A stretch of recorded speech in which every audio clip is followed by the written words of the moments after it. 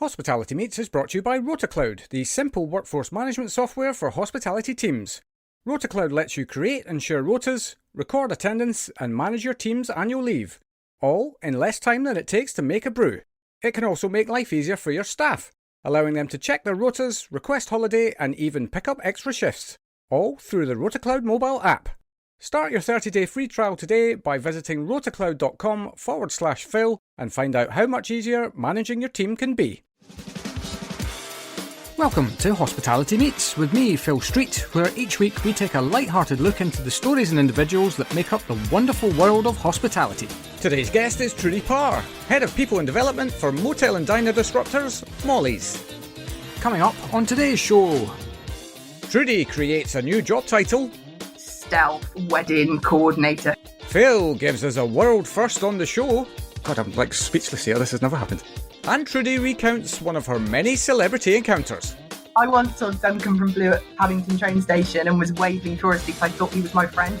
All that and so much more as we chat through Trudi's quite wonderful story so far. This chat is the very definition of what epic sounds like, and Trudi brings the fun and the learning to the conversation from the off. So I'd be forever grateful if you can hit that subscribe button and tell everyone you know. Enjoy! And a huge Hospitality Meets welcome to Trudi Parr. Hey, how are you? I'm alright, how are you doing? Yeah, very good today, thank you. You? Good. Yes, hot. Yeah, very hot. Yes, but well, for context, we're recording this on what is going to be the hottest day of the year in our lovely un-air-conditioned spaces. Yeah, loving life. Yeah, absolutely. But as discussed, we're not moaning about it. We welcome this summer that has finally arrived. Indeed. Yeah, and there we are, 30 seconds in and I'm already onto the weather. But in any case, so just tell the world what it is that you do for a living.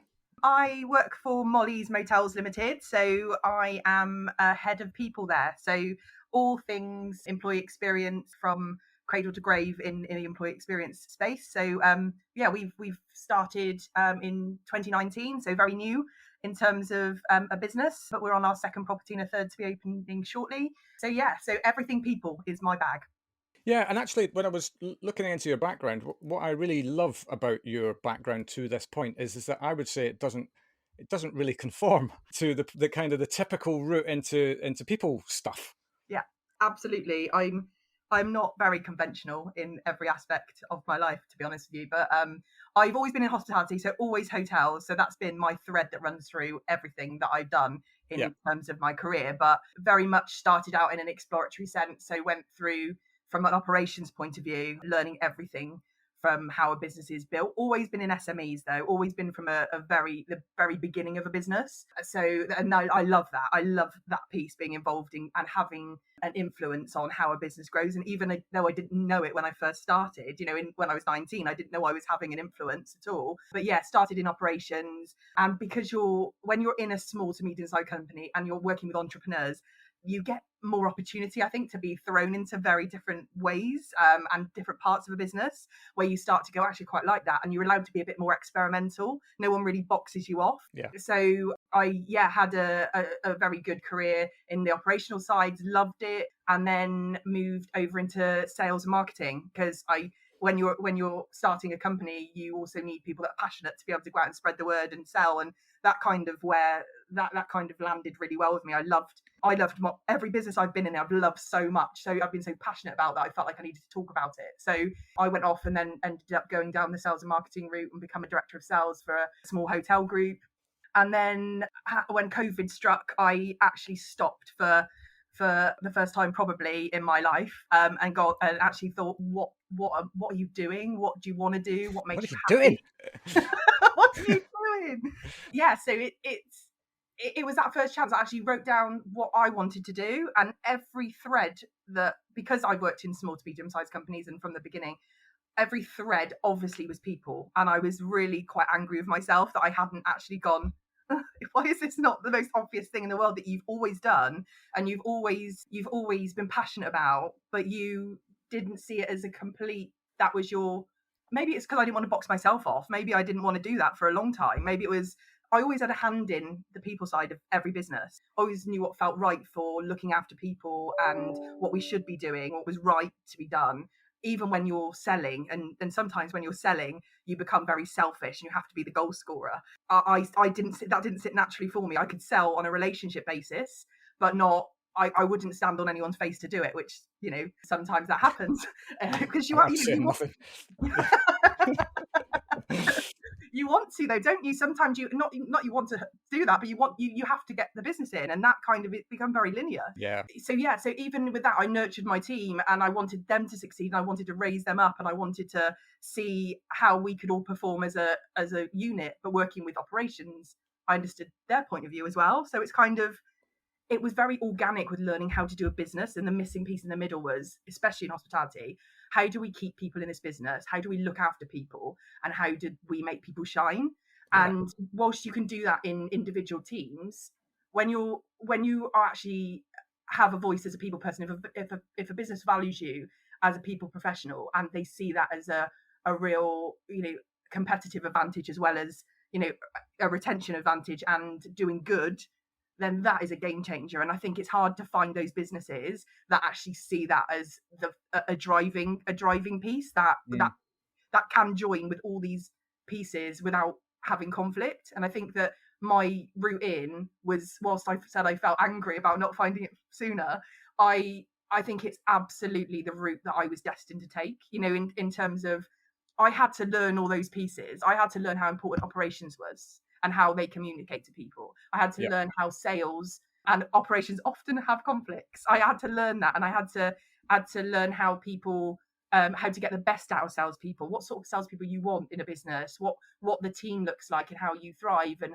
I think that made me a much better business partner when I got to being a people person. And obviously, it also lands with finding the right business. You know, finding the right business that will allow you to matter, allow the people to matter, and really put them at the center. So I think that whole journey was me finding what was right and what was wrong for both me and what I wanted to do in terms of hospitality. Yeah, I can see that totally, because you know, we talk at my day to day, as everybody knows, is that I'm a recruiter, and a lot of the time, you know, you're looking at the jigsaws of people's lives and how they put the puzzle together in terms of how they end up somewhere. And a lot of times in hospitality, people end up where they are a little bit by accident, Yeah. you know, and you might not realize that you're building this career forward by kind of just going, wow, well, that seems like a great opportunity, I'm going to give that a go. And then something else comes up and you go, oh, that, yeah, especially when you're in entrepreneurial environments, right? Yeah. I mean, you know, that opportunity is there all the time to go, actually, I know your job is operations manager or whatever, but could you just go and check that thing out in the marketing for me as well? And all of a sudden you've got this suite of skills and understanding of a business that actually, when you then, if people is a massively important part of who you are, all of these things just add richness and value to your ability to do the job that you do. We've nailed it. Let's end it there. Yeah, who knows where it's going next, but it's I feel at home. I feel massively at home, and I get excited. I mean, obviously there's two sides to being in the people profession in any business, isn't there? There's always stuff you've got to do that is compliance, that is legal, that is serious, you know, but also to be able to, we don't want to do that. We don't want to talk about that. But there's also like the exciting, you know, especially where I am at the moment. And I think where hospitality is in general, like we have the opportunity to really make this exciting for people to want to come and join, you know, all of the good things that we do, you know.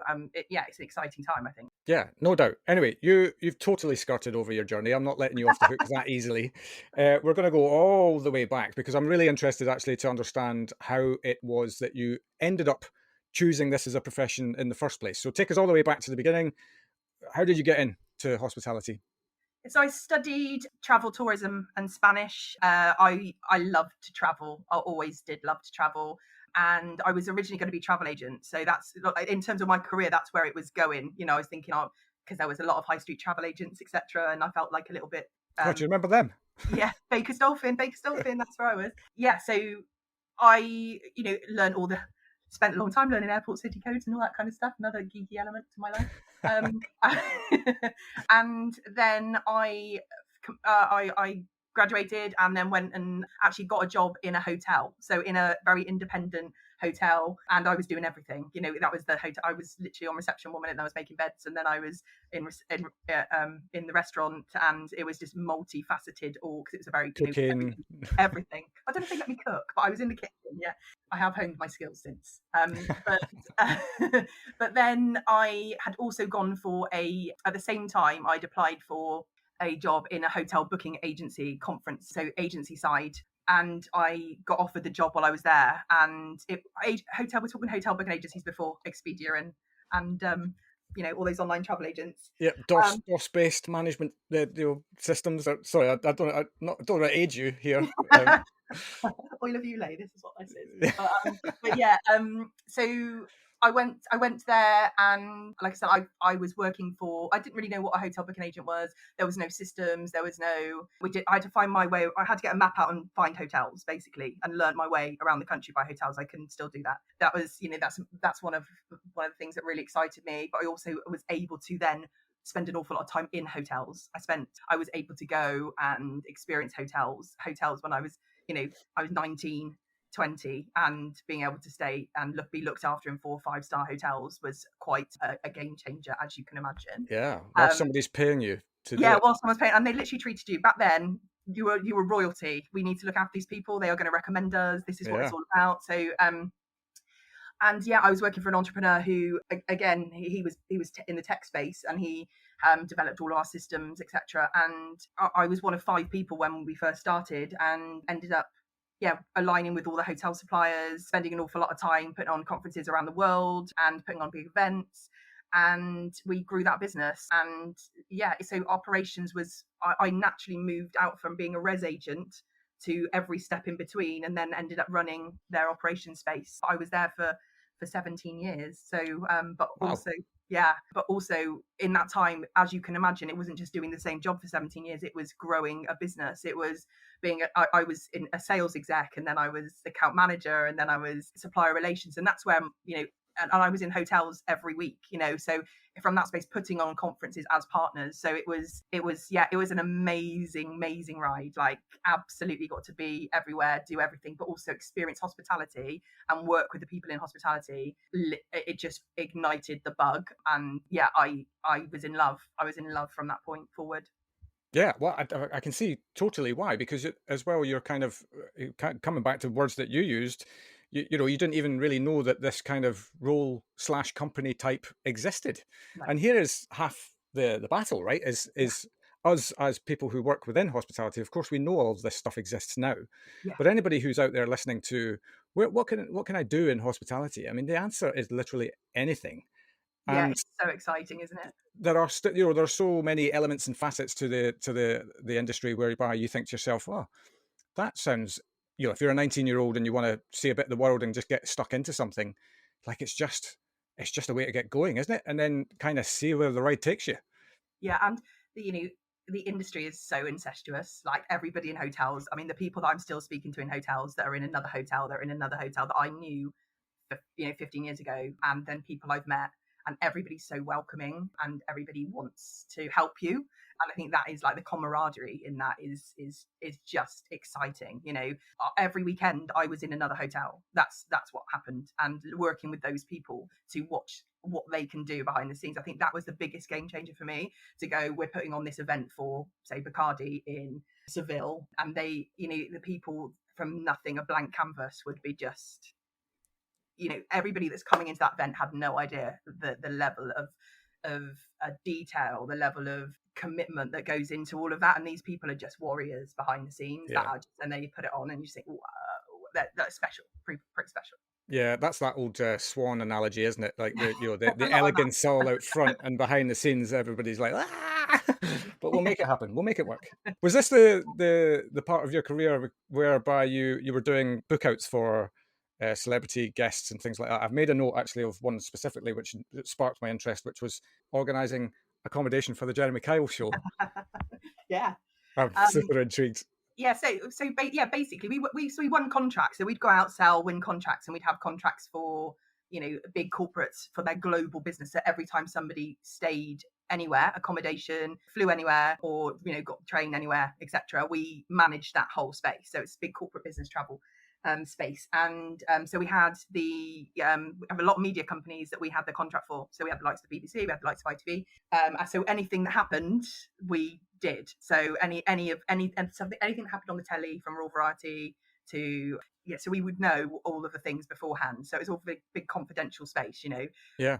And with the Jeremy Kyle show, it was a regular. We did it with University Challenge as well. So like it'd be a regular TV show that you'd be going, getting them all, placing them all, feeding them all, moving them around, all the logistics, and making sure that certain people had, their cigarettes and newspaper delivered every morning before they start the show. So Jeremy Kyle would have his, cigarettes and newspaper all delivered, and the guests wouldn't obviously be staying in the same space as Jeremy Kyle. So I can see why. Yes. There were certain obviously restrictions based on guests and all that kind of stuff. So there was an awful lot of behind the scenes logistics, but knowing like the I'm a Celebrity guys, putting them out of the Versace and moving them around and when they're and bringing their families and loved ones in, seeing it from a completely different space, because we just see what's on telly, don't we see what we're told. Knowing all the things behind the scenes was actually quite exciting. But also it takes the edge off it, doesn't it? It takes off the the wow bit when you're actually watching it, 'cause you're like, oh no, they don't stay there, or you think they think they're all friends, they're not. Or vice versa, I suppose. Look at them arguing, but last night they were having a pint together, and exactly that. That was exciting. We do like Radio 1's Big Weekend, and moving, and Glastonbury, so moving all of the talent around to the local hotels. So knowing who's booked where, knowing what acts are the surprise acts, and it's like it is super exciting to have like the inside track. There's things like that you feel like it's only that because we do all that, that's fine. It's but as definitely in my younger days, majorly exciting. Obviously you get tickets and things like that before the bride. Totally. I think do you know Chris Fletcher? Yes, Chris was one of the early adopters of the show. He was like guest number 1 even, I think. And I will never ever forget him telling me a story of when they were doing back in the day, it was Hard Rock in Hyde Park or something like that, when he was obviously working for Hard Rock Cafe. And they're setting up the food stations and things like that while Pink Floyd are on stage doing sound checks, and going through a rendition of Comfortably Numb. And you're like, nobody else in the world is here watching Pink Floyd right now. I'm getting like a private show from Pink Floyd. It's like, and that is, that's one of the things that always blows my mind around the kind of stuff that we get the opportunity to get exposure to. You can't even kind of write it, really, can you? It's it just happens. And doing even things like we did celebrity golf out at Celtic Manor and things like that, and you're just literally like, oh, go, if you want you can go down and have the barbecue with everybody, and you're just literally like getting all your food, and there's all these famouses around you, and you're just playing it cool, like pretending all is fine, I belong here, honestly. Well, fake it till you make it, right? That's exactly that. But very, very surreal experiences for sure. I mean, I was in doing an event in Newcastle, and Rude Hullett and all the footballers and Newcastle footballers are just like literally sat with us, and then you just look around and you think, what is going on? I'm just it's very strange. Well, but good, right? Totally. And I remember my first job in London was at a nightclub called Coco, which is kind of more of a music venue these days than nightclub, I guess.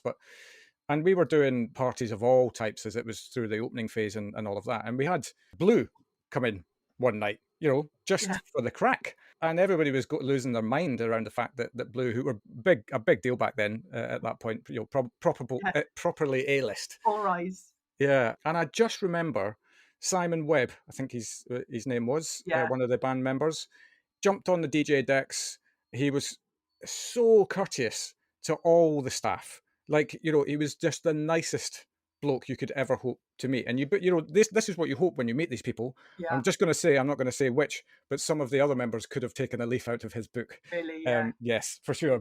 But he was an absolute legend. And that's the kind of stuff where all of a sudden you're just going about your day-to-day business. Yeah. And you turn around and it's Simon Webb, and you're like, oh, hi. Yeah. Can I I get you anything? I once saw Duncan from Blue at Paddington train station and was waving furiously because I thought he was my friend. You know, when you're in that headspace and you think, I recognise him. So you're like, you're waving, and then you realise actually he's not your friend, Trudi. That is Duncan from Blue. Yes, I recognise him. He knows nothing about me. Yes, not yet. Anyway, not yet. Yeah, funny games. Was this also, I have a feeling, because you would have done a lot of your learning in this organisation by the sound of it, if you're there for 17 years. There was a wonderful story that you shared on your forum around sending emails out. And was that here as well? Yeah. Yeah. It was the biggest cringe moment when you're like trying to make, be very professional. And the MD of that organisation, his name's David Adams, he was a force. And to that point, like, he was the person, I believe, a lot of the thread of what I do now, I've learned from him, in terms of how to be in meetings, how to prepare, how to, all that because he liked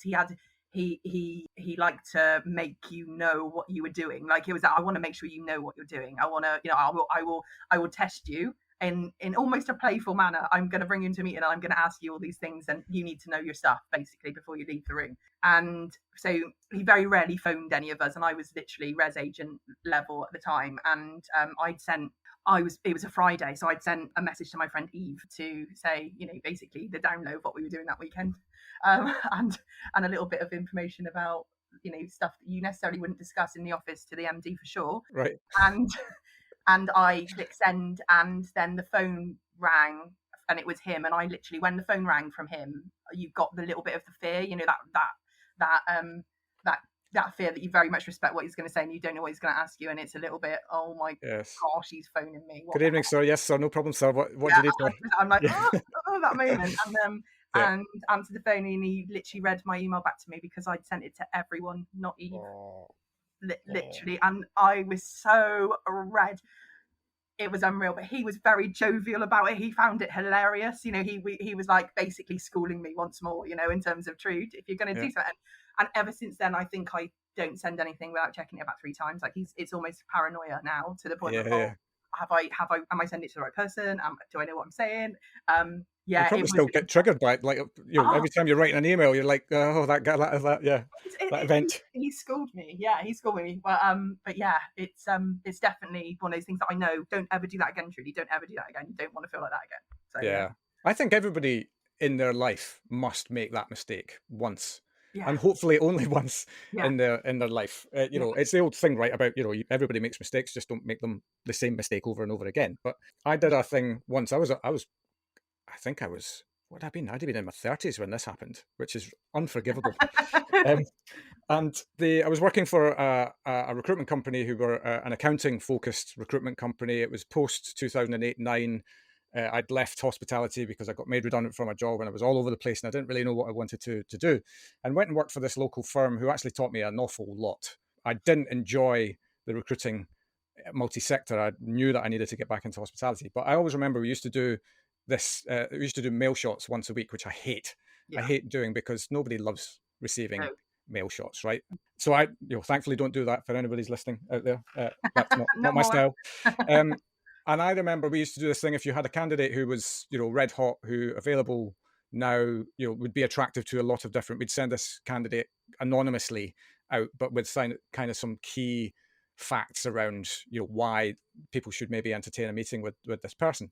And I think they were a financial controller, 4 years accounts experience at FC level, qualified through ACCA, those kind of things. And I sent out without checking the email, and got an email response from a client more or less immediately. Said, you might want to check the third line of your email. And the third line, I had misspelled accounts. And I had not put an O in the middle of accounts. And I'm not going to tell you what that says, but you can probably figure that out. And when you get that feeling where you just start, I'm like, I'm sacked. I'm going to get sacked. And I ended up getting 4 pieces of work out of it. Did you? A load of client meetings. Used the hook since, so. Yeah, because people, I think people forget in the throes of serious business sometimes that you actually are still dealing with humans, and I still believe that the humanistic element of all business is actually the thing that connects with Oh, other humans. 100%.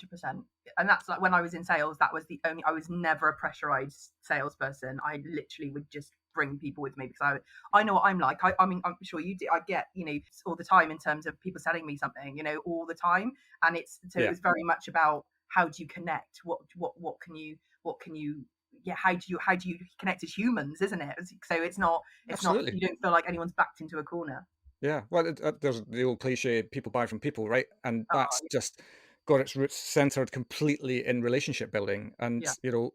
we all know what we don't like to receive ourselves. I get in my inbox every day, I get probably, as a business owner, 10 to 20 mail shots from companies who are trying to flog their wares, and they just go straight in the bin, Yeah.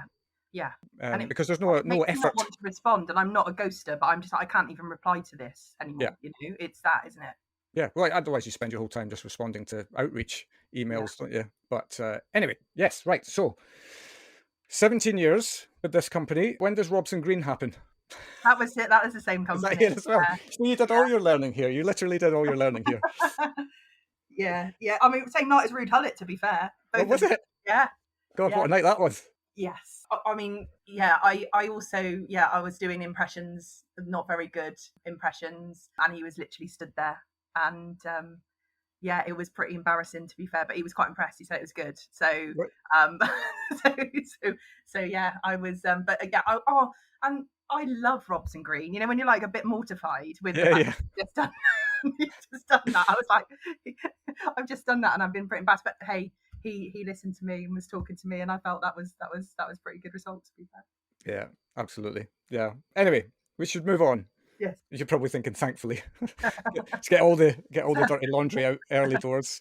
Yeah. What happened next? Where did you go after that wonderful 17 years? Yeah, so I went to join an independent hotel group, and I'd been doing, so basically my role at Hotel Scene CTI had been bought by then, so and then became Amber Road. So we'd been through very different mergers during that 17 years, different leadership, etc. And I got to a stage that I was like, when I felt like really comfortable, and I was uncomfortable with that being that comfortable. Yeah. I was the go-to person for the whole business because I knew everything from the ground up, and had a team around me that had obviously had grown with the company too, because that's what we did. There was a lot of people. One of the girls that I say girls, she's not a girl anymore, she's a lady.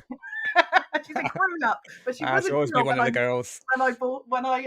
When I started, well, when she started work with me, she was very young, and she's actually with me at Molly's now. So she grew up as part of that business, and then moved off, went on to her own thing, and came back. But so I got to a stage where I was doing, being the main person that was going out selling, as well as bringing that business back and making it operate in the business. So and I felt like I'd reached a cap, and I was uncomfortable with going in and not learning anything anymore. There was no one more senior other than the board that were actually quite hands off in terms of operational, that was imparting any knowledge to make me be stretched. I felt like I was going in and it was easy street, and I think I don't ever want to be there. I want to feel uncomfortable. I genuinely do. I want to feel like because I want my brain to keep wanting to do more, and I want to keep making a difference. So I got to a stage where I was just like, if I don't do it now, when am I going to do it? And it was very emotional, like super emotional.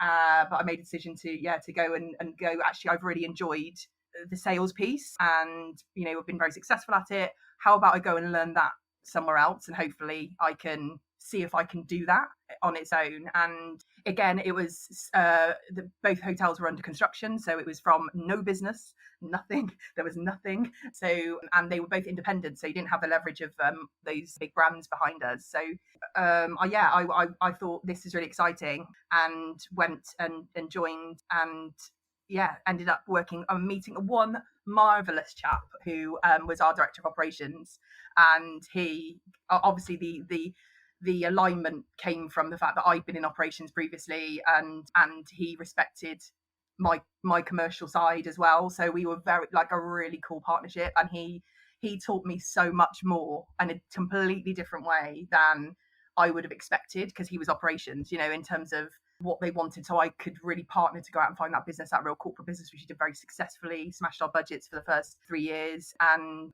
also working behind the scenes of an independent and building teams up and actually having the ability to go. So even though I was in sales, I was able to go, oh, how about, this works this way, or this works this way. And it was a very good partnership with the director of ops.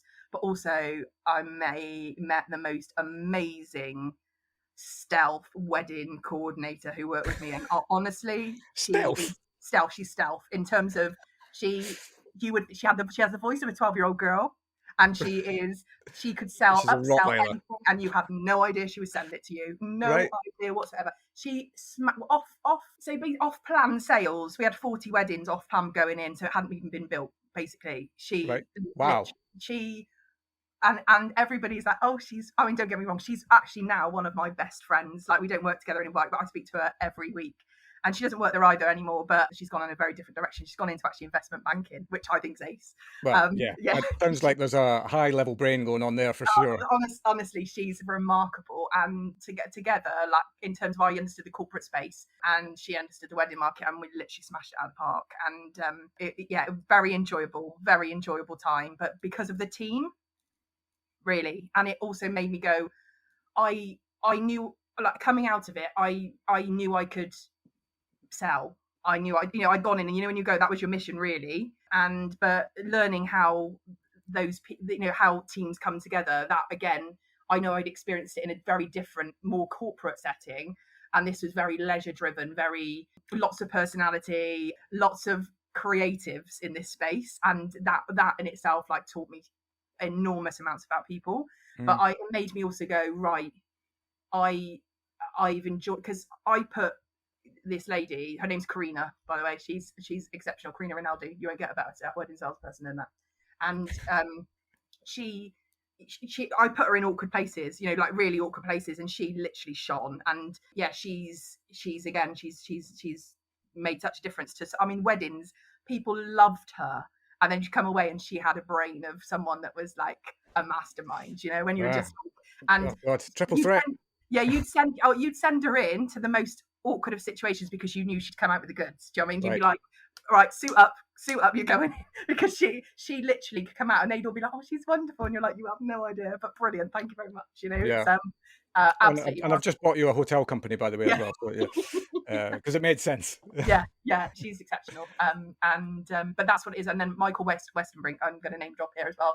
He was the director of ops, and he was very straight talk. My kind of guy, very straight talking. You knew exactly where you stood every single. You didn't have to go from A to B. He would literally be like, this is how it is. And that makes you thrive, because he'd tell you when you're doing good stuff and he'd tell you when you weren't. And he'd tell you when you wanted more. Yeah. No games, no dancing around. He didn't care about. He was very motivational in a way that you never expected. It's that whole. He wasn't like, yeah, go, cheerleading type of guy. He was just very much like, you do good. He's Dutch. Yeah. You do good. Right. Well done. Next. Yeah, next. Where's more? Yeah. I want more. Yeah. And it was just an awesome experience to see, knowing that you could do that, but it was all about the team. And I always knew, this is where my brain was going from the very, very early stage. I knew that in my first job and my first businesses and all the way through, it was always the team that got you through. You could be as motivated and you could be as, you could score as many goals as you want, but you had to get people, with all my sporting analogies that I generally use, someone had to get the ball to you, it just reaffirmed more that that's what I wanted to do. Yeah. God, it also highlights, doesn't it, that like you can't get any kind of success unless you've got everybody on the journey. Oh, yeah. And you've highlighted two people who were massively important in that journey. That's just two in what I would imagine a massive amount of people actually, because it's one thing to have a mastermind stealth wedding coordinator, which is, I assume now that's what you're going to call your wedding coordinators for the rest of your life. Yes, on your job description. I'll tell you what, you'd get a lot of applications, I bet you. But 5-star hospitality means having the right people in the right place at the right time, and that's exactly where RotaCloud can help. RotaCloud is the online platform that makes planning rotas, recording attendance, and managing annual leave easy. Its simple, drag-and-drop interface lets you create and share rotas with your team in minutes, while our built-in budgeting tools mean you'll know exactly how much you're spending on staffing before sending the rota out. RotaCloud also makes life easier for your staff, allowing them to check their rotas, request time off, and pick up extra shifts, all through the RotaCloud mobile app. Start your 30-day free trial today by visiting rotacloud.com/Phil and find out how much easier managing your team can be. It's another thing then to give them the framework to, yes, go and be the best version of yourself and go and do your thing that allows us to, one, book these weddings before we've even got a venue to book them into, upsell within an inch of its life so that the people who came in with a $5,000 budget walk away and they've got a $10,000 wedding, and they're like, how did that happen? I don't even know. But that's one thing. If she's promising the world and you're not then able to deliver operationally, so it all falls down. So and it falls down very, very quickly. Yes. So I suppose for you in that moment to be surrounded by these exceptional people gets you asking yourself probably exceptional questions as well. Why is this? Maybe you're not asking out loud to yourself, but why is this? Why are we doing so well? Yeah. And then you get to see, well, actually, it's because we've got a linchpin here, and that's backed up by this, and this. Yeah. And it's all centered around the people. It's, and relationships, and you've got to, in every part of your life. And it becomes more apparent, don't you? Because people, there's connection and there's disconnection. There's too much connection to work sometimes. And we all need to get that balance. But relationships are the same in work as they are at home. And it's that remembering that you do need to work at it. You need to work at everything, and you've got to be open and you've got to be communicative and you've got to be honest and you've got to have integrity. And sometimes that's a lot, balancing all these different people that have all different personalities that all need something completely different from you. But that's kind of how it works, right? And it's about working at those things to make things work. And you do get those moments, don't you? We go, oh my God, this is a team. This is a team. Exceptional. Yeah, and you want that to last forever in that moment because it's just you're happy and everybody's doing well, but nothing lasts forever, right? So so I suppose which leads me on to what happened next. Yeah, where did you go after that? Well, COVID happened really, right. So this is we're at that point. Yeah, we're at that point, and when will we stop talking about that? Probably never, I suppose. But we're going to be talking about this for 100 years. Yeah, that big thing that happens. Yeah. That's right. God. Yeah, there's going to be something very, very wrong with my physiology if I'm still around in 100 years. I'm going to give it a shot. Yeah, why not, right? So it happened. Events stopped. Everything stopped, and so it was a time where I took redundancy and decided to come home and think about it all. And do you know what I thought? It was traumatic. It was really traumatic to the point where, because I've worked so much since I've always been the noise. There's always been noise, and that going, I'm gonna sort of unplug from the matrix was quite a big decision. And when you say noise, is that your own internal workings?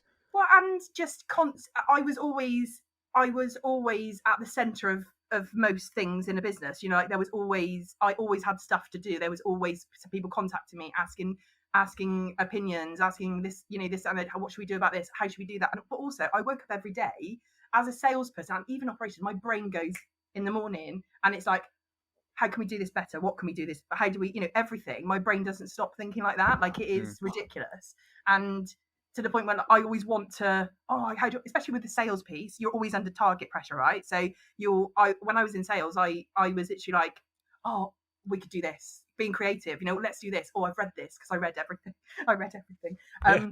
So there was constant, my brain always wanting to get to the next place, and I don't know where that place ever was, if that makes sense. But so you were kind of caught in the moment of you were almost too busy really to kind of contemplate what's next. Where am I actually going? What do I want to achieve with my life and career?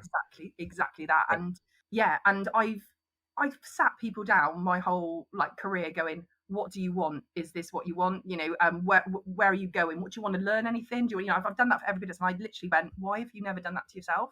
But also I've never, because of the speed of hospitality, I think as well. And don't get me wrong, because I was in SMEs and in growth markets predominantly, you don't stop. You're always got something next. There's always something to deliver, isn't there? There's always something to do. So you don't turn that take that step out. And I think very much I got to a stage where I was like, listen, what are you doing with your career, Trudi? What are you doing, and what do you want?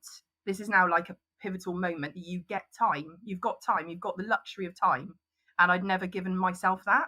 I've never given myself that time, and I did an awful lot of, again, reading, listening, but mainly I spent so much time with my kids. When you're like, I've got 2 children, and I've worked since they were 6 months old, or since Jenna, my eldest, who's now nearly 21. So I'm full time, since then. So it's kind of like, you don't look old enough to have a 21-year-old child, Trudi. I tell you.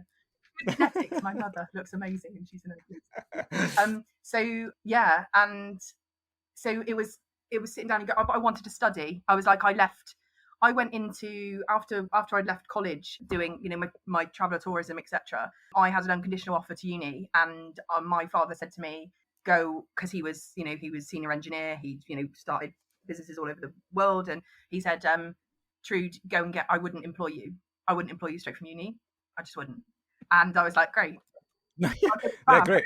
Thanks for the vote of confidence, Dad. Said, go and get experience in what you want to do. So that's why I went and worked in that hotel. I took a year out, went and worked in that hotel, and ended up in hotel scene. And 17 years later, did not go to uni. Do you know what, though? I tell you what, it's cracking advice, though, isn't it? I mean, especially for this trade. Like, I would always come back, and I'm lucky enough that I went to uni because I didn't really know what I wanted to do. I didn't go there to specifically study something that I thought would change my world. But I don't think I have ever really needed it. The qualification, the thing that has made the difference in my own career is this fake it till you make it kind of approach to stuff. That somebody gives you an opportunity to try something, then try it and throw yourself into it and make sure that you walk away every single day knowing that you couldn't have done any better. And that's way more, I think, for this trade. Certainly, I think it's way better experience than going out and getting a degree. My daughter's at uni now, and she wants to be a lawyer, so it's kind of like she's got to do that. So it's kind of, but I'm very much don't get her to listen to this podcast. I didn't mean it. No, it's a different route, but I go into a lot of schools, talk to, the vast array of young people, as you know, in hospitality that have fallen into it, but also some people are career driven, and that's cool, and you've gone and you've studied hospitality, absolutely amazing. Everybody is welcome, every single person. Totally. But it's about that advice of going, is it going to get you where you want to go? And if it's not, have a think what else you can do, the apprenticeship route, or you can, there's amazing apprenticeships in hospitality at the moment. So, but also you'll just do very well if you've got the right work ethic, if you've also got the right personality, if you've got the right desire to enjoy it, and so there's no set route, is there? But I didn't go. Then I say, when COVID hit, I sat there and went, I did want to do this. So I studied for the senior people professional qualification, and then I said, I'm going to take a year out. I'm taking a year out just to be still, and actually go, what is serving me? And that was the biggest lesson. What is serving me? And I did get bored by 9 months, if I'm honest. I got to 9 months. Well, 9 months is quite. I mean, you did well. I know it was difficult. It was difficult, but I was studying. I was full on in the study, and then I was doing the other. So I replaced the noise with my own self. Yeah. And then I got to 9 months, and then I was like, right, this is different. And I spoke to so many amazing people. I reached out to so many amazing people on LinkedIn that I was just being very brave and going, hey, this is where my head's at. What do you think? Or what would you recommend? What did you do? What path did you take? And everybody was so gracious. Everybody was really, people came on Teams calls, and just spoke to me. And and that was the first time also I'd ever asked for help, for help, because I'd always been the person that wanted to be that person that could help everyone. And I found that very difficult to start with. But once I'd done it, like the floodgates open. It's like that whole manifestation. I don't know how spiritual you are, but the manifestation piece is, once you start opening the floodgates, it's amazing what can happen once you let down that barrier, because you're literally putting that out into the world, that you actually want, you want help, you want somebody to be that person for you. And since that point, it's been game changing to me that I can ask for help, and people want to help you. And like you say that, I've said it to so many people, go and ask someone, come and talk to me, come and see. And I'm not, and you just go, why don't I do that myself? Because I feel like I felt like I had it all down. Maybe I felt like I had it all covered. And it isn't until then you put yourself in a vulnerable space that you go, Oh oh my no. God, this is new, you know? Yeah, I know. I'm winning at about 0.0001% of what's possible in life, Yeah, yeah. and and it's totally. I am 100% with you, and I am. I don't know how spiritual I am, but there's definitely an element to it because I've had my own challenges, not specifically within hospitality. I have spoken about this on this podcast and on other podcasts that I've been on. I have a health condition that affects my spine, Right. and it's a debilitating issue, and it will get worse as I get older unless I have an operation. But the operation in my circumstances is really complicated, which is higher risk. It could mean that I end up in a wheelchair. So I have to kind of weigh up Weigh the it up. pros and Yeah. cons of these things. But actually, there was a wobble when I got the diagnosis. But then when you work through, and I think you have to do this in your own time.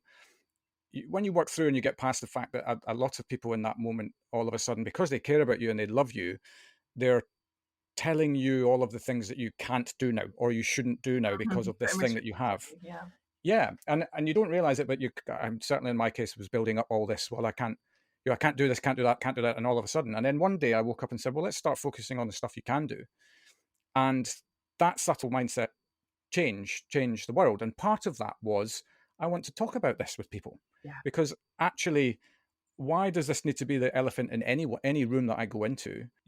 And equally, you don't know that somebody you're about to speak to has exactly the piece of information you need Exactly that helps you get not necessarily completely past it, but to the next phase of your learning around this thing. Yeah. And honestly, I'm just a happier person for having that mindset. Yeah. Regardless of what this condition ends up doing to me over the years, but I'm not getting bogged down in the what ifs around it. I'm just focusing on the now and what can you do, and you can totally apply that mindset to any part of your life. And that's why I speak about it. I'm not putting this out in for everybody to go, oh Phil, you poor thing. I'm not interested in any of that. That doesn't serve, as your words, it doesn't serve me well to get that. What serves me is people going, let's figure out what's possible. Yeah. And that's the mindset. If you apply that into your life and career generally, I think certainly it's made me a happier person. Oh yeah. But just knowing that, like, I genuinely believe anything, if you want to do it, you can do it. And that's just, but if it's not where you're meant to go, you'll go in another direction you're meant to be. And I 100%, like, anything is forward is a good thing. Like, it's that whole, it's trajectory, isn't it? You are moving yourself. And by even reaching out to people, that changed my career path. Like, just I know I'm doing something to move these obstacles to get where I need to go. And even getting into the people profession, I was willing, obviously I'd had very senior roles in the businesses that I got to over the years. And then with the people side, even though I had been doing it, I had experience in terms of everything from recruitment, bonuses, nurturing, appraisals, disciplinaries, every single part of the people process. Because of the level of business I was in, I touched everything. There was no HR person until much later on in the career that there was an actual dedicated HR person that came into the business. But everything, you do all that. And you when you go for, so I was willing to start very much at the bottom. Once it was that whole, like, I'm cool with this. I'm willing to, even though I had lots of experience in an awful lot of the pieces, a lot of businesses don't see, unless you've come into an HR place or professional, they see you have to be very traditional, They see the job title, they don't see the experience. Exactly that. And so there was quite a few conversations I had when I first started to make moves that I was quite cool with going in, because I was like, I don't need to.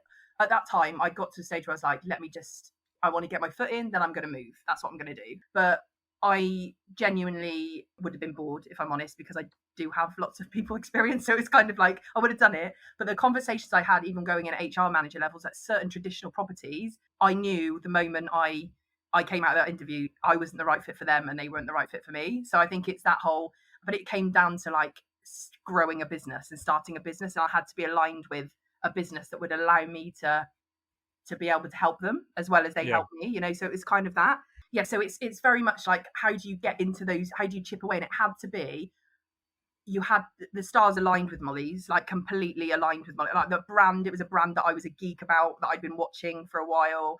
And also I felt that I could add so much value to them. And this was a brand that would add value to me and make me excited, and I could make a difference. So it's kind of like, you feel like you can't get somewhere because you've not gone down a traditional route. And that definitely is not that's not you've got to find the right business. You've got to find the right, and I think that also, like, if I'd have got those jobs in the other places that I'd gone for, and I know the brands very well, and I know some of the people in the brands now, and I would have been unhappy.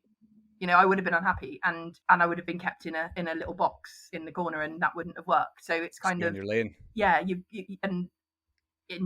that would have made me sad. And I think that it is so much about what serves you, Trudi. So I literally I had it on my board. I wrote a board, and I literally drew head of people, brands I like, and then what's next. Like, what else do I like doing? What I want to do more coaching. I want to do more speaking. I want to do more motivational stuff. So literally, I had it all webbed out. That was podcasts. Podcasts. This podcast in particular. So that's it was the in the only middle. podcast. It was in the middle. So like that was where once you know where you're going, you don't know how you're getting there, but you know where you're going. I think once you know your destination, you kind of start chipping away. I love that. I love that. That's actually massively powerful, I think, because, I think, God, I'm like speechless here. This has never happened. That whole COVID experience actually then for you sounds, in the end, like it was a really positive experience. Now, I'm not suggesting for a second that that's everybody's experience of that time. No, but it was devastating to start with, like leaving a company and go, because also you put yourself, when you've worked for a good period of time, you tend to explain who you are through your job, and do you know what I mean? It's like that, I'm a so and so, and you go, actually, and then they're like, no, but who are you? You're like, but I'm this. No, you're not. That's your job. What are you? It's like literally stripping it down, and you lose a part of your identity. And I think and there's an uncomfortable, like, devastation of like grieving of like what let that bit go. Where are you going? And I think so. It was game changing for me, and I think I had to do that to then get to actually realizing you're not serving yourself, Trude. So it was a very mixed emotional space. I think that the circuit breaker is probably has its power in a lot of people's journeys as well, because it's a luxury, I suppose, to be able to have it sometimes. But especially if you're in a place in your career whereby you don't really know if you're going in the direction that you want to go, then you need to take a step away from whatever it is that's keeping you bogged down day to day, because having that time to really ask yourself the questions that you asked yourself, look at what that's done for you now, in terms of not just around the fact that you have identified the actual career direction you want to take, but also the types of brands you want to work for and why, and the types of brands you don't want to work for 100%. And why. And and these things get you closer to that happiness place. But if you're caught up in your kind of day to day and you're just like super busy constantly all the time, you're busy at work, busy at home, busy everywhere in your life, then maybe you don't get the opportunity to really ask yourself these massively important questions. But I would say that life is too short not to ask yourself these questions. Since then, I mean, I know this is something that Jo Carrero, I know that you know her as well, and you've done a podcast with her. Like we talk about this a lot, and we do, like, at Molly's, we always put a career conversation into every catch up, so it is what, where are you now, where do you want to go, and what's the gap to get you there. So that conversation happens all the time in our business, and I think that's on the back of how I felt, and making sure that you matter to your line manager, that your line manager wants to know, one, for retention, but also for, we're growing a brand, right? Like, we want people to be in our brand all over in every location. We want them to stay with us and grow. So we need to know who wants to stay. But it doesn't matter if you're just there for a season. We want to make sure that you're happy when you're there. So even if you say, well, I want to be a forensic scientist, I obviously can't help you. However, how about, have you tried LinkedIn? Have you tried doing blog? Like, having conversations with people so that they have a positive advocacy when they leave our business, because it doesn't matter if you're not a lifer. It matters that, while you're with us, we want to make sure that we care about your life, basically. And career is a major element of that. I mean, how many times does your line manager actually sit there without, and say to you, where's this going? What do you want? Because you're usually the person, when you get to a certain level, to instigate those conversations and say, I need more, I want more. But how reassuring if a line manager comes in and nurtures that career conversation from a really, a standpoint of, you've been there 6 months, what are you looking for? What can I help you with?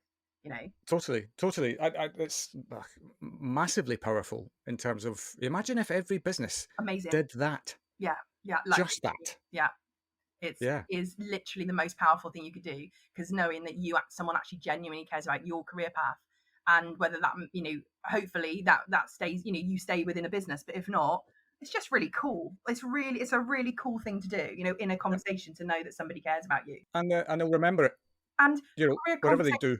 Yeah, exactly. And career conversations, should not stop at school. Should not stop at school, because how many people actually get to where they're going, knowing what they want and where they want to go from school? I mean, the pressure is ridiculous. Yeah. So that should happen in every business. That should happen in every catch up, every appraisal. If the average length of service in hospitality is short. You should not be waiting 12 months to have a conversation. You could keep people much longer if you're having those conversations at 6 months. Yeah. And they know that you want, you could grow. It's just such a powerful tool. Yeah, absolutely. My God, we could talk about this stuff all day, I think. We haven't wrapped up your journey yet, though, because Molly's happened. Yeah. Let's talk about Molly's, because I'm really, really keen to kind of understand how Molly's originated and kind of what's happening next and all of that lovely, interesting stuff. Yeah. So Molly's started. It was dreamed up by Nick Jones, Soho House. Yeah.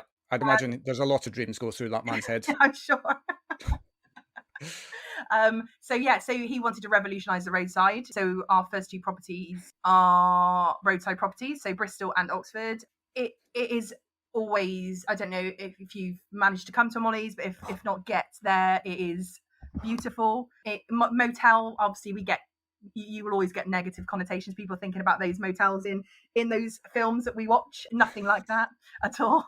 Nothing good ever happens in those films as well. No, not the same experience whatsoever.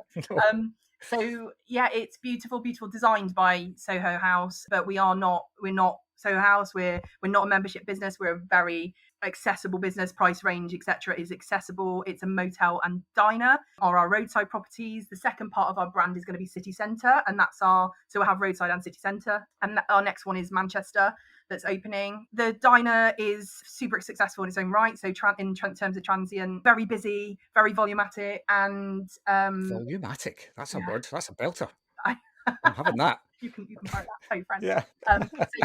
Very volumatic. So, whereas some hotel restaurants tend to not do so well because of competition, etc. Whereas this is very much known for being a diner and very much known for being a motel with a diner. So the food's amazing. I think we've got Kate Brook-Green, who is our head of food. She is exceptional. And Dan Gover as well, who has come from the likes of The Pig and Copper in terms of restaurant. So they are smashing it out of the park. We've got a very cool drive-through in Oxfordshire. So it's not like the very popular brand, a little bit cooler. I don't know if I can say that, even though they do their job very well. So great burgers, really good products. Even though it feels, very, you're coming into a diner, the food is exceptional and the quality's good, the suppliers are good, and all of that detail goes into it. And I think when you come into Molly's, you realise that the way it looks and feels, everything from the staff, the investment in staff training, we want you to feel like you are welcome. Everybody is welcome. It's accessible for everybody, but you have a really good time when you're here with great milkshakes, all that kind of stuff. So lots of American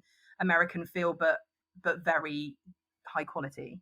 And then the motel piece is run, we've got two GMs, motel GMs that are exceptional, again, both from the hotel world, so know what they're doing. And the level of detail when you walk in, it is a surprise and delight, because, you go in, you think you're paying a certain amount of money, and it's just, there's a lot of attention to detail that's gone into it. So, good brands that we work with in terms of, cowshed products and things like that in the rooms, Hypnos mattresses, Egyptian cotton bedding, Dyson hair dryers, GHD straighteners in the rooms, amazing towels. All the tech is just crazy throughout. So the tech is, we won I think 2 years ago, won the Katie for our tech, and it's just very well thought through, and not tech, but the tech is there to elevate the service. That's the whole theme. It's about making it hassle free from, and our EV charging. We do a lot of EV charging, so it's a spot that people know now they can come and they can get good coffee, great coffee, and food, and chill out while their car's charging. And you can do everything through your phone, but also then the service gets elevated because we're not bogged down by all the stuff that detracts from service generally, because it's not efficient and smooth. So it's super cool. The people are exceptional, like checkout trip advisors, because the people are named, and that's what it's all about, individuality. There's obviously, we've got service standards, we've got We got things that we expect from our teams. However, the personalities will hit you more than anything else, and that they're allowed to and permitted and encouraged to be themselves whilst they're in work. And that's very much our ethos. The inclusivity piece is running thick and fast through Molly's. It's not a tick box in any way, shape, or form. It's very much about how do we embrace people within our space so that we are representative of our communities, but also, our people feel comfortable, feel safe, feel secure, etc. whilst they're in work. So it's a very big, rounded, good product with exceptional people. And I know I'm biased, but that's how I feel. But I hadn't picked that up. But you're supposed to be biased because ultimately this is this one of the byproducts as to why you're there is because you've done a lot of introspective work around who you are and what you do, and actually then you've aligned with a brand who is basically just a wonderful extension of you. And when that happens, you can't help but get excited about getting up for work in the morning because you're going to go and do some really cool stuff and make a difference to the people you work with, but also the people you're serving. And it sounds like you've got that wonderful mix. Yeah, and there are, this is the thing with hospitality, like the people every day, like impress you. They just do. Like I sit there and grin a lot. I work from the receptions, most days, and just listening to how people are interacting just makes me happy. Like coming from someone who's experienced hotels in all over the globe. And don't get me wrong, I've loved every minute of it, but it's just that whole, I love that they've said that. When you go, I love that person said that. I love that person's written that about that person, and how they talk about each other like that. Like, don't get me wrong, people are people in a business. It's not always, everything amazing, but no, of course. There's so many lovely things that make you go, okay, that makes sense now. That's why I do that. And the leadership team is massive. We've got a very linear leadership team, and that, because of obviously that's where the business is right at the moment. So it's kind of, our head of ops is crazy good, and his name's Mike Hogan. He knows everything about everything, like he's the guy. He's not afraid to get his hands dirty because that's obviously where we are as a business, but he will be the person that has your back every step of the way. And it's the same, it's the same in every, the recruit, Naya and Becky and loads of people I work with, they're all just like, right, when you just think this is starting to form a really cool team as we grow. And and because there's so much diversity, you have to just respect everybody from where they've come from. And it's that whole, and I don't mean that in a have to, I mean like you just sit back and go, okay, maybe I didn't have all that covered because that area so much better than me, and I'm just going to step back and listen to you for a bit. Yeah. And our head of sales, is come from a very traditional hotel group, but she is just smashing it out of the park, and she's lovely and vibrant and exciting, and so you just feel like this whole, like, having been into other businesses that have bubbled, and you feel it, and you just feel that, you think this is going to be good, this is going to be, and it is good already, but it's when we start shooting off around the country in terms of more sites, it's pretty cool. Yeah, no doubt. I mean, it sounds like it's another story whereby all roads lead here, really, although you might not have known that 5 years ago. No, but that's kind of also one of the joys of this, right, of this industry, and is that you really, really do not know where this industry can take you. No. Until you just fully commit and go. Get on the train. Yeah, absolutely. The journey is going to be interesting. Yeah. That is for sure. I mean, it's challenging, and I think it's challenging. It's using your brain. It's allowing you to be creativity, be creative. But like, it is that, isn't it? Like, oh my God, we've done this. We are making a difference, and I think that's it. It's like keeping it, as long as you keep bringing it back to the core. Are we doing this because this is what we said we'd do? I think it's that, isn't it? Don't go off and spin too many plates. Make sure that everything you're doing is heading where it needs to go, and if it's not, then don't touch it, for now, and then it's exciting. Yeah, absolutely. Superb. Look, I feel like I've taken up way too much of your time. I could talk to you about anything and everything to do with people until the end of time. Same. But I think your story is wonderful. I think that you're exactly where you need to be, right? Because, and equally, all of that experience that you had in these entrepreneurial-led environments have led you into another entrepreneurial-led, I can't even say the word, business. One of those. And what's, is there any better entrepreneur out there from a vision perspective, certainly, than Mr. Jones? It's, that guy never has a vision, does he? No, and it's definitely going where it needs to go, right? And I think now There's a different leadership team in there, and they're driving it forward, and we've got like loads of excitement coming with regards to new sites moving forward, and yeah, it's just get on the train is what I'm saying. And I think it's a really cool time to be part of it. And but there's loads of hospitality business out there that are literally on the bubble, aren't there? So it's kind of, I think, for encouraging people to come and join a similar business is the way to go, really. Yeah, your story is kind of like a lesson to everyone, really. I think about finding the companies and brands and people that align with you, and and what that looks like 15 years ago is probably way different than it is now. But actually, when you kind of understand what makes you tick from a values perspective, what's important to you, then finding where your place is way easier. Because if you understand more about yourself, then you obviously know where you're going to slot in, and it's not just a case of just taking something because I need to take something. Yeah, it's be uncomfortable with what you've got to do, but not where you are. Very good, like that. You're dropping some gold today. Good stuff. And a big shout out to Jo from Carrero, because she is, as we discussed before we switched the microphone on, she's turning into my booking agent, introducing me to lots of amazing people, yourself included. Thank you so much for your time today. It's been an absolute joy to learn about your journey and where you're going. It sounds really interesting. I'm on the train. Just get me on that train. I've loved it. Thank you. You're very welcome. Take care. And there we have it. I think we can all agree that this chat with Trudi did not disappoint. She's got some great lessons for us all and stories coming from all angles. A massive thank you to her for sharing her journey. We'll be back as usual next Wednesday at 8 PM, so have a great week, and I'll see you then.